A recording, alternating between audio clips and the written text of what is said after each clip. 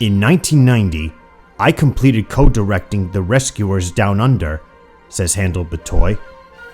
In February 1991, I said to our producer Tom Schumacher, if we ever get to do more Fantasia, I'd love to be a part of it. I received a phone call from Roy Disney in May 1991. He expressed his confidence in the new generation of Disney artists and said he felt the time had come to continue Fantasia. He sent me a note with some pieces of music he'd been listening to, including Pines of Rome. Pines was the first musical selection I suggested, remembers Roy Disney. I loved the piece and thought it had great potential as a Fantasia conception.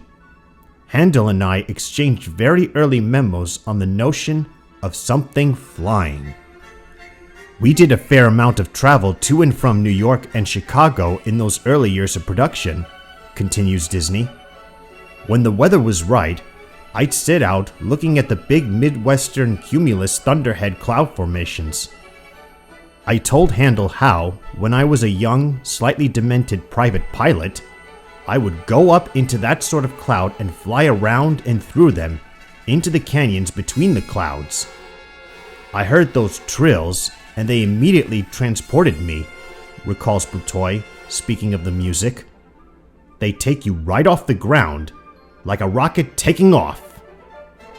Early on, I shared my thoughts with Chris Sanders and Brenda Chapman, says Batoy. Brenda sketched shapes you see in the clouds. Looking at her sketch of a cloud whale breaching water, I said, now there's something no one has seen before, a flying whale.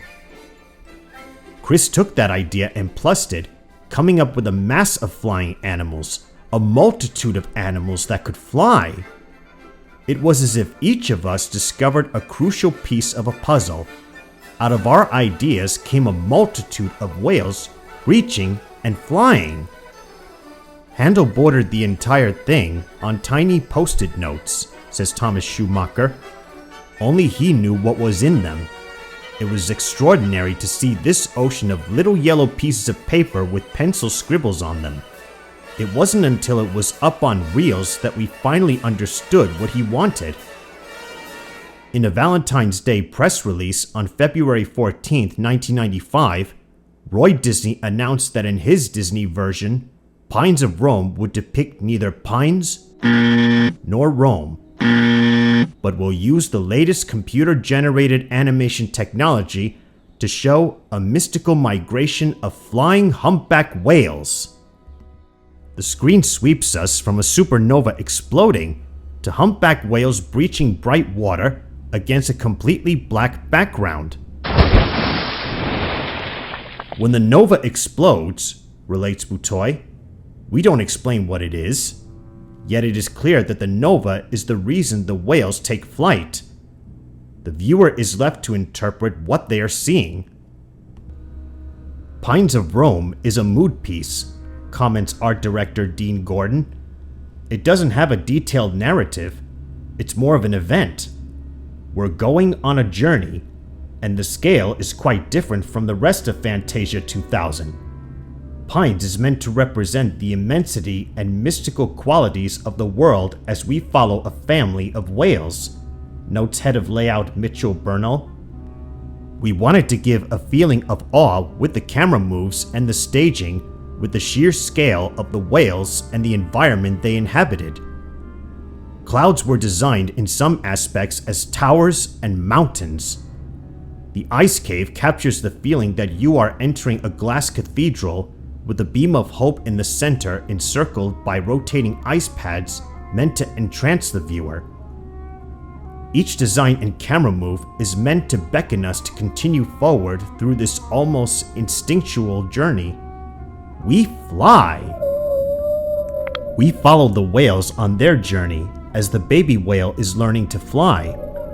The baby comes out of the water for the first time, and he isn't very coordinated. He looks as innocent as any fledgling. Supervising animator Darren Butts puts the baby whale through gradations of emotions.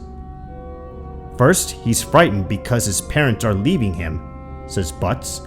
He fumbles and stumbles until he gains his flight. Then suddenly, I show him becoming confident. He bounces joyously around. He arches his back in an exuberant way, and a big smile creases his face. He is very happy. We see the baby's emotions quickly change as he is lost in the ice cave. He can see his parents' shadow through the ice, but doesn't know how to get to them. He is both curious about his new environment and a little afraid. The symbol for hope throughout this piece, states Batoy, is the light, the nova. When the baby whale is trapped in the ice cave, it is the light from the nova that leads him back to his family. "I adore that thing!" exclaimed James Levine when he first saw what the Disney artist animated to his recording of Pines of Rome.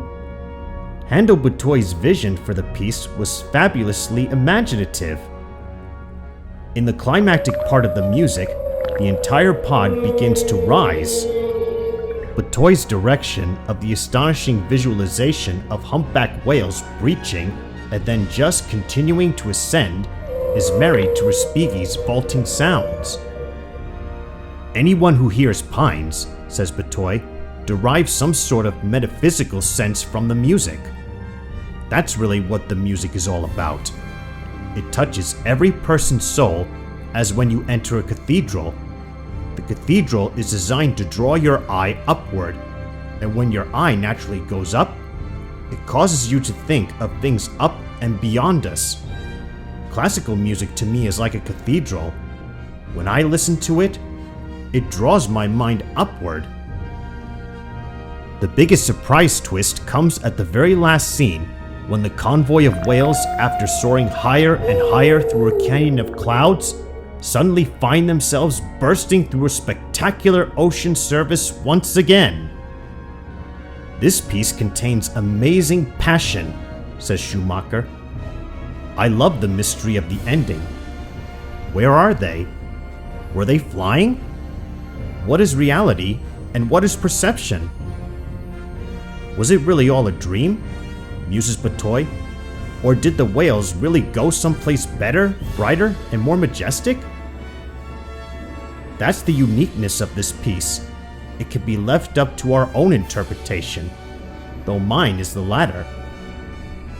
Audiences appear genuinely moved by Pines, says Roy Disney.